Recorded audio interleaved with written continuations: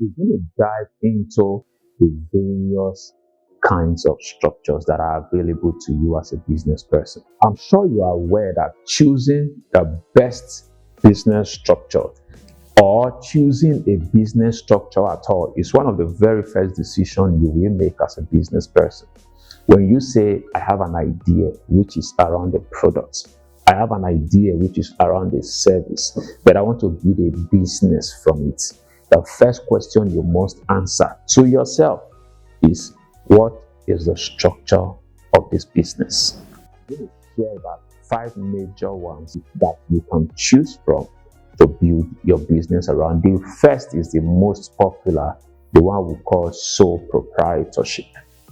What does it mean? It means you are the sole driver of the business. Majority of businesses always start from there, because you don't want to start and throw your weight around bringing in people, paying bills when you are not very certain of where you're going. Nothing is wrong if you have all of the expertise, the experience, the knowledge base, and the network base to start with everything at the beginning. If you have all of this, of course, the majority of startup founders start either as sole proprietorship or the next, which is partnership. But the thing about sole proprietorship that you must understand is the fact that the assets and the liabilities of the business rest on your shoulders.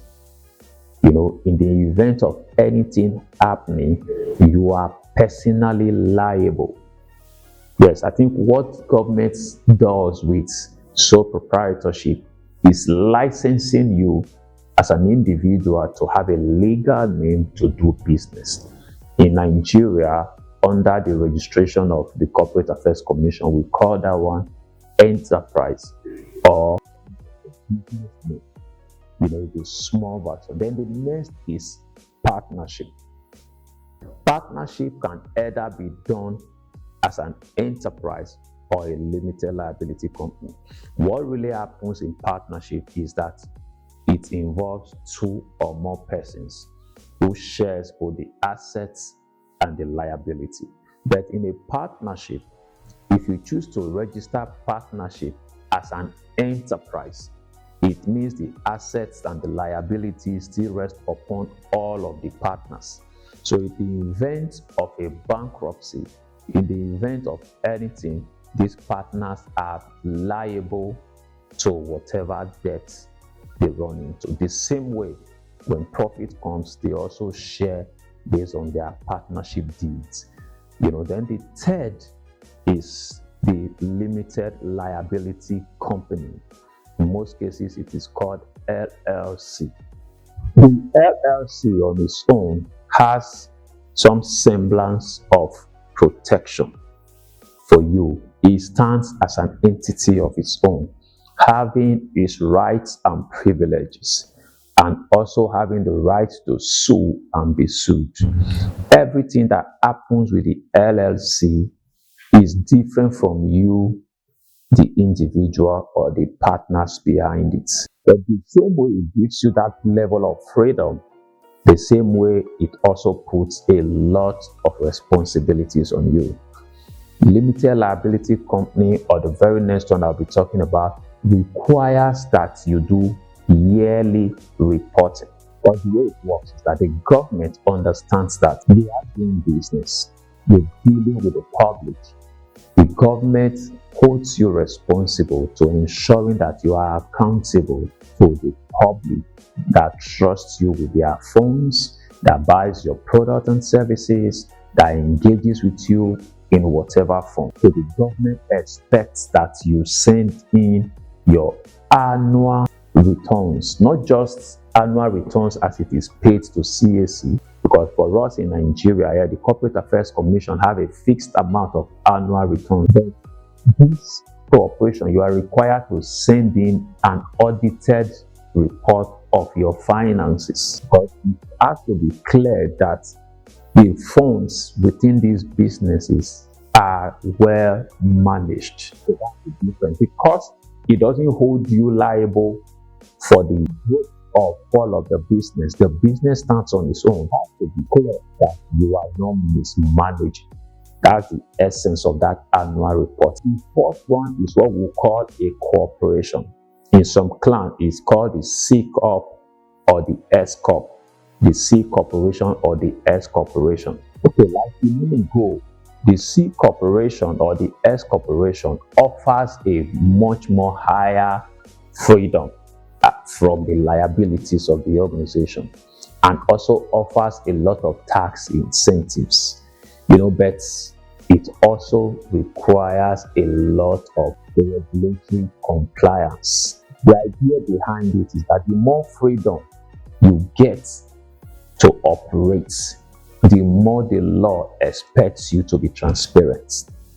Because the idea here, the fact that you're starting a business doesn't give you all of the liberty to do what you like. And that's something that we must have at the back of our mind. Because a lot of young people, particularly in Nigeria and Africa, jump into business because they think that doing business means they have a lot of freedom to do what they want. No. There's a level of growth, there's a kind of structure you build your business around that requires some level of regulatory compliance. Your books must be clean. Your books must be clean. Companies' funds are not your fund. A lot of growing MDs need to hear this. You do not have a right to spend companies' funds on personal activities. That's why it is necessary that there is a formidable structure. By structure this time, I'm not talking about the kind of business registration or legality you have. I'm talking about the organogram, from a board to an MD to the other management staff, that regulates how activities are going on in a business.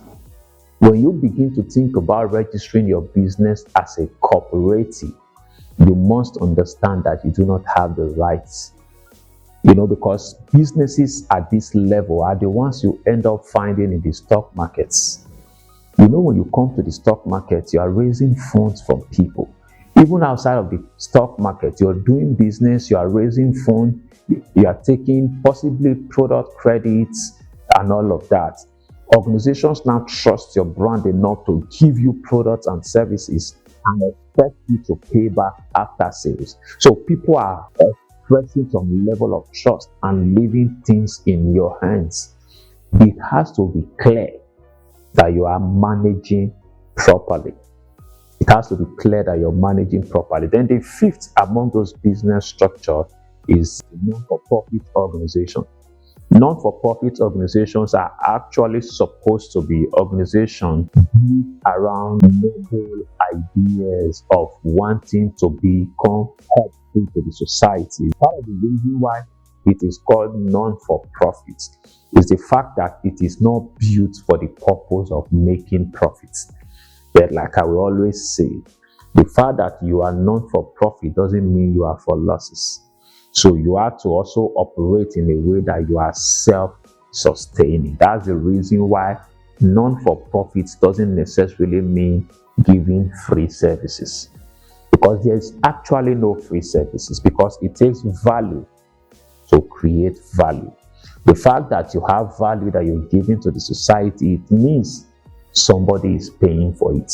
So when your organization is built as a non-for-profit, the government holds you accountable for a lot of things, because non-for-profits have access to grants from both government and other non-governmental organizations, international and local agencies trying to work in the space where you are operating.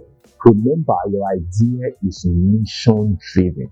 So every other organization that are working along that path of the mission wants to fund you. So the fact that people are funding you also means that the government wants to be sure that you are accountable. Even the registration process is a bit more tedious because there are a lot of back-end checks and balances, because remember, this is something that anybody can happen to defraud people. It's also something that a lot of people jump at as non-for-profit. Meanwhile, their goal is profit. Remember, government waive taxes for these organizations. Why? Some of them are taking on responsibilities that the government should be taking on. So the best way the government can pay you back is to waive taxes. So they want to be certain that they are not waiving taxes for someone who is just out there taking profits. This is how far we can go as it relates to structure. So we're going to wrap this video up here. If you're yet to like, share, or follow this YouTube channel, it's highly recommended you do that, because I'm very certain that a lot of clarity has come to you today.